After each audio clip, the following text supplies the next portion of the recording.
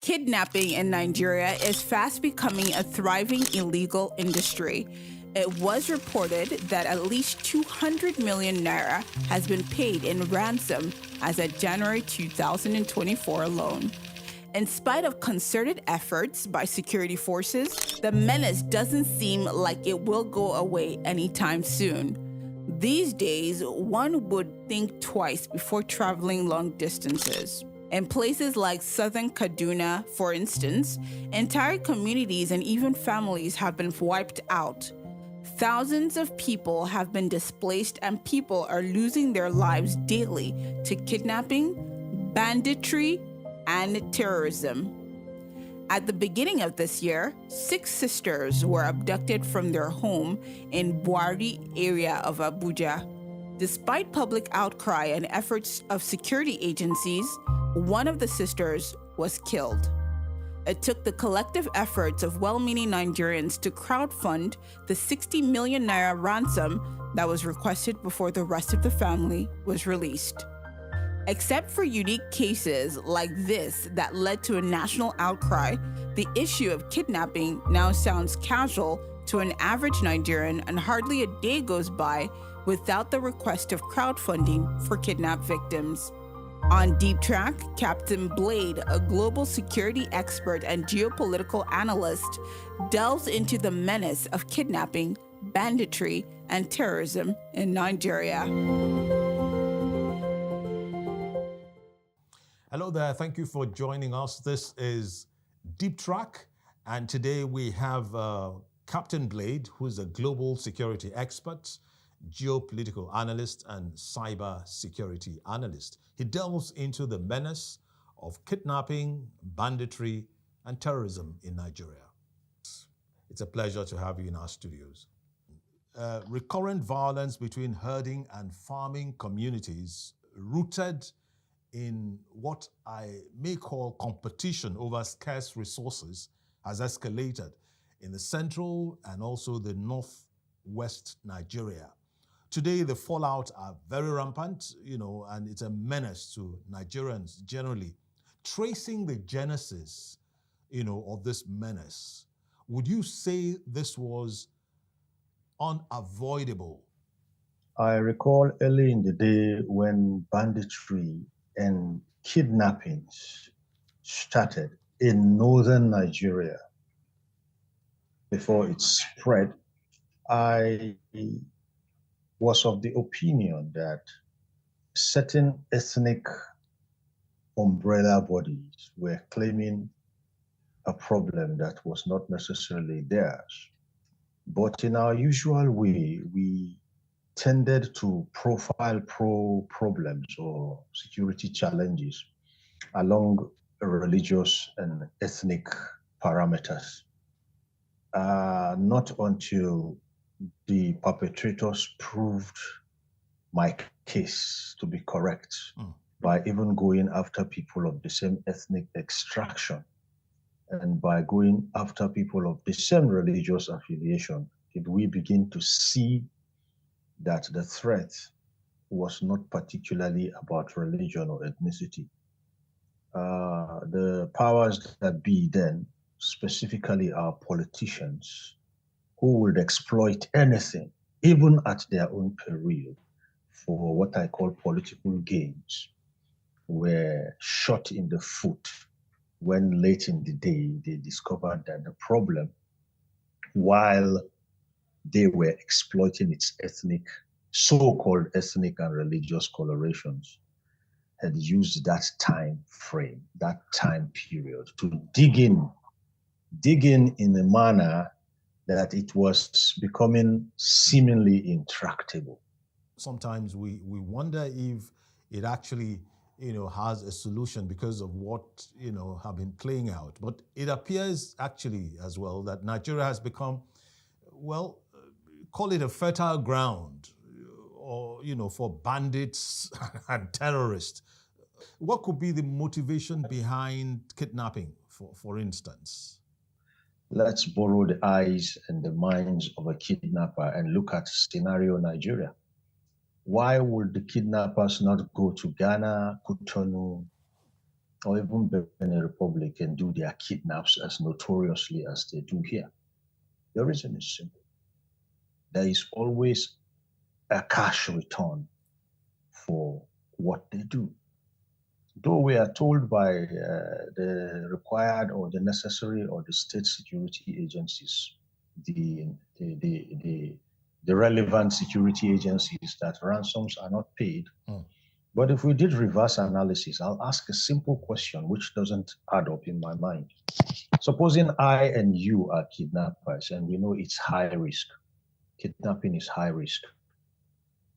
You take all the risk, you put all the logistics in place, and you take your target hostage.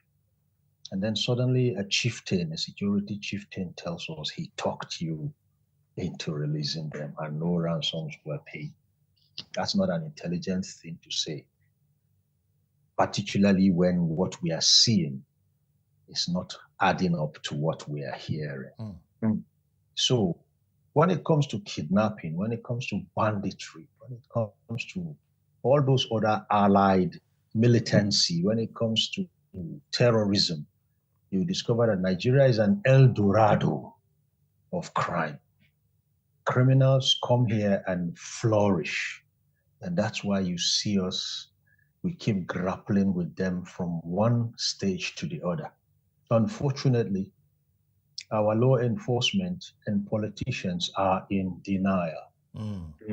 And as I said on another forum, on another media forum, what you are seeing in Nigeria today, like it or not, but truth be told, is a countdown to a showdown. So the question will be, especially when authorities, those in authority come to say they didn't pay any ransom whatsoever, you begin to wonder, why these sly innuendos? What do they stand to benefit, so to speak, from saying they did not pay ransom to release, those kidnapped? What do they stand to benefit? Does it put anybody at risk? No, what they stand to benefit is, in quotes, face saving. That's the only benefit there. They are actually having to salvage or save whatever reckoning is left of the public and their confidence in our security agencies. Okay? Because I must tell you for a fact that if anybody out there can afford to pay a ransom, he won't wait for any chieftain to wave whatever magic wand he has to verbally and have his word or son or loved one released. So here's the thing. If Mr. A had XYZ Naira and his word or loved one is being held by these miscreants, and he is told, you know what, don't pay this ransom, and he has not paid, he's complying, and he's already spent 48, 72, before you know it, 72 hours, 48 hours turned to 10 days, 10 days turned to 15 days. I assure you, such a person will go pay that money and get his loved one back. Yeah. Because you cannot begin to imagine how harrowing it is to just have your loved one in this kidnapper's den for just 1 hour. Yeah. So for the man who is the law enforcement agent or chieftain, his wife and kids are somewhere in the barracks. They are ultimately protected. And in the comfort of his seat from his office, he's telling you his men are on the field, and these men have their loved ones securely accommodated or quartered too in safe havens. And you have your son or wife or daughter or mother in a kidnapper's den, and they are requesting for something you actually have and can part with. So it's not adding up. Could it also be, that this is an intentional act to exert pressure on the government and also destabilize regions that are slanted towards a particular religious leaning? So it's a cocktail of so many possibilities and actualities, which a storm in a teacup, which was allowed to flounder, has now degenerated and escalated into. How do we deal with this is what is left to be seen by agencies and leadership that keep telling you we're on top of the game. But then, as I said earlier, what we hear and what we see are disparate. So how do we deal with this? Again, some people will readily tell you that, most of us are gullible here and talking about ways to deal with it, while the police and security agencies like Amotekun, for instance, some will say, they are helping in their own way to combat these issues. What can the civilian, do to protect himself? Do you think the request for a state police, for instance, a state police apparatus will address this persistent insecurity turmoil we're facing as a nation? More like two questions in one. But I don't think the results are matching the resources. And the excuse is not because there is no state police. The excuse is because they haven't been given the right benchmarks. Okay? There is excuses because they have not been specifically told what is expected. Let me come clear. We are already talking about some cyber security fund, which is going to be going to the NSA. And nobody even put it to debate. Nobody put it to any, they just want to gather such money and give to the NSA. And of course, we know what happens to security funds in Nigeria. They're not to be accounted for. Now, if you give me money and I'm not going to account for it, what do you think I'm going to do? I'm going to do what I like. There is no benchmark. There is no key performance indicators. There is no timeline. Just take and don't account for it. Now, that doesn't add up. What am I trying to say here? What I'm trying to say here is, if you have to solve a problem, then call the one who has been trained to solve that kind of problem. He has been trained. You don't become a general in the armed forces or a DG in paramilitary security organizations by just sleeping on a chair for 35 years. You go through a process. And having made the pre-requirements to become a general, now that the country needs you, we expect you to act up, to give us back what we have invested. So accountability, it's called question. Yeah. Exactly. Our politicians need to get out of the way and let those who know what the problem is solve it. And our politicians will hold them to every dime that is given. So if I was a Mr. Politician here today and General X told me he needed 1 naira, I'll factor in 20% and give him 1 naira 20 kobo. If he told me he needed 1 month, I'll give him 1 month and 15 days. But you know what? As a politician, Mr. General, you don't come back to me and tell me you spent all the money, you used up all the time, but you didn't get the results we marked down. I'll send you home. Yeah, it wells up in me to personally ask you this. Nigerians are really, disappointed in the government's tardy approach to stemming this menace, kidnapping and banditry. It's left most of us scratching our heads and wondering why it is taking this long to checkmate it. Our soldiers are the ones who are even most fed up.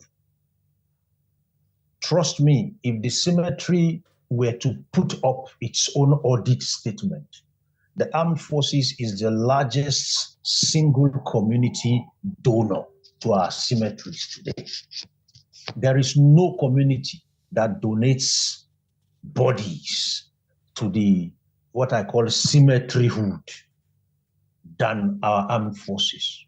And that's frightening. And the reason is simple. That's frightening. I'm sorry to jump in. That's really frightening. Today, what you are seeing is full circle. Is an exploitation of what I can call the excesses of our politicians right from the early morning get-go.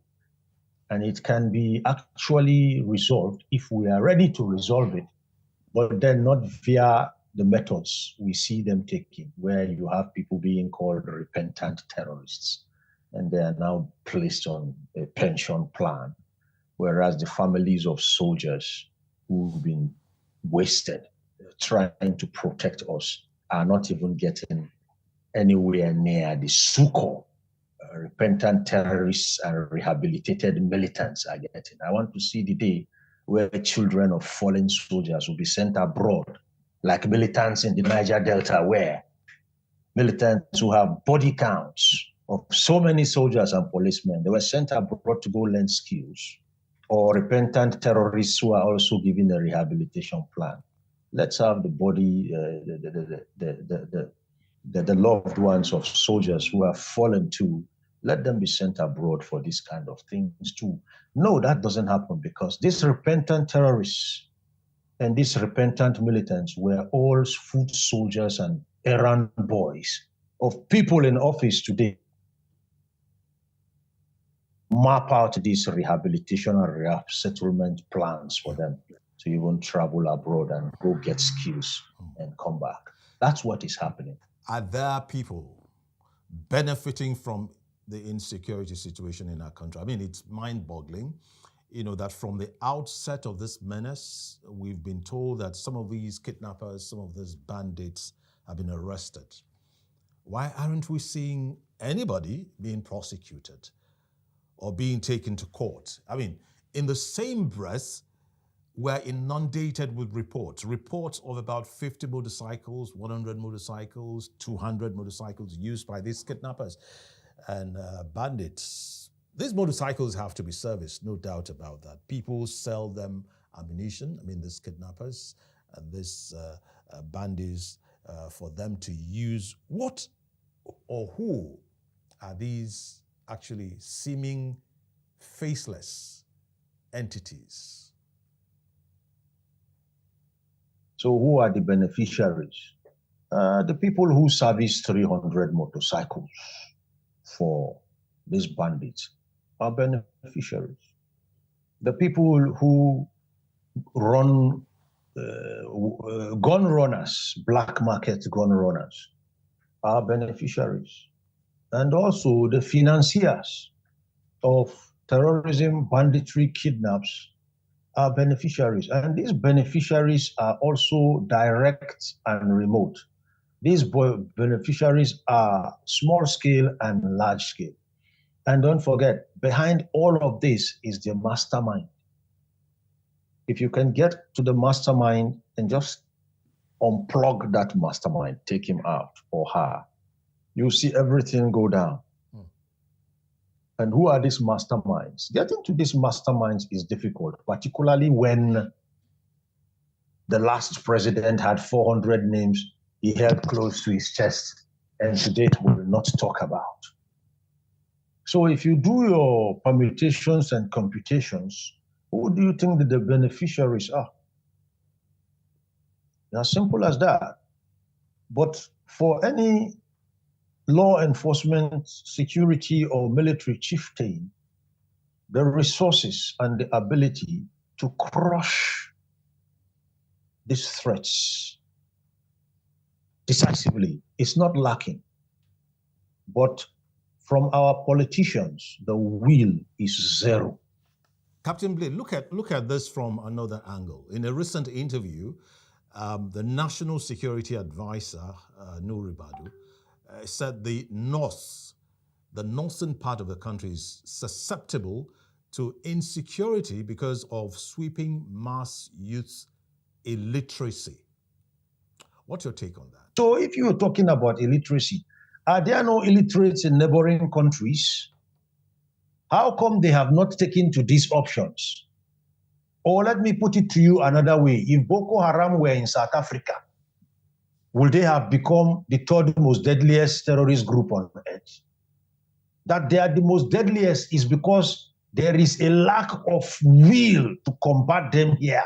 I think this will be a great disservice if I don't mention that on the night of 15th of April 2014, about 300, mostly children, Christian female children or students, if you like, aged between 16 and 18, were kidnapped by the Islamist terrorist group Boko Haram from government secondary school in Chibok in Borno State. A good number of those school children or school girls are still in captivity as we speak since 2014. This should bother you as well. There is no political will to get these girls out. If there was political will to get these girls out, there is enough resource within our country and across other foreign intelligence services to smoke the perpetrators of this act out and zero in on those girls. They can split them as far and as wide as possible, but trust me, the intelligence community is what I know it to be. No kind of information is hidden, especially when it comes to terrorists and their activity. The only thing I can tell you is we are probably not able to do so because no matter the potency of intelligence, if you give it to people who are not intelligent, you won't get anywhere with that intelligence. Don't forget, we had a president who was sitting and got information to the tune of 400 sponsors of terrorism. Nobody plays with that kind of intelligence. But our good man chose to sleep on it. So the best generals on the planet in a democracy will be sitting ducks if they do not have a commander-in-chief whose will is as strong as steel. If he's willy-nilly, there's little they can do. It will amount to career suicide for any general to actually cross boundaries with his commander-in-chief. I'll leave it at that. All right. Where is our counter-terrorism strength as a country? Tell me, are we actually leveraging on IT here? Internet protocols are not rocket science. And there is also what we call cyber forensics. So you can't just go there and play on the internet and think nobody knows who you are or where you are. What I'm going to say is simple. No matter how potent intelligence, even cyber intelligence is, if the user is not intelligent, he won't use it well. Do we have a cybersecurity community? I mean, our law enforcement agencies, the NSC and what have you, do we have one? I don't know. I'm not in there. But if what we are told and what we are seeing is anything to go by, then I allow you to draw your own conclusions. I'm already being told something about banks in my little corner here as a cyber analyst. It's not rocket science. It's not rocket science. If little boys in SS1, SS2 can sit down and play around with people's accounts and even withdraw monies and make purchases, and they are zeroed in on and picked up, then I don't see how any terrorist would put himself on TikTok or wherever and think he's still unseen or unknown, except, of course, as I told you, the political will to rein them in and cage them is not there. I thank you so very much, Captain Blade, for your very intuitive responses. I appreciate so much for your time. Thank you for your patience as well. And we hope you're most welcome. Next time ask you to come on our show. You are obliged. Thank you again. You're welcome. And have a great day. Bye now. It's been Deep Trac, and our guest was Captain Blade, a global security expert, geopolitical analyst, and cyber security analyst. Thank you for joining us.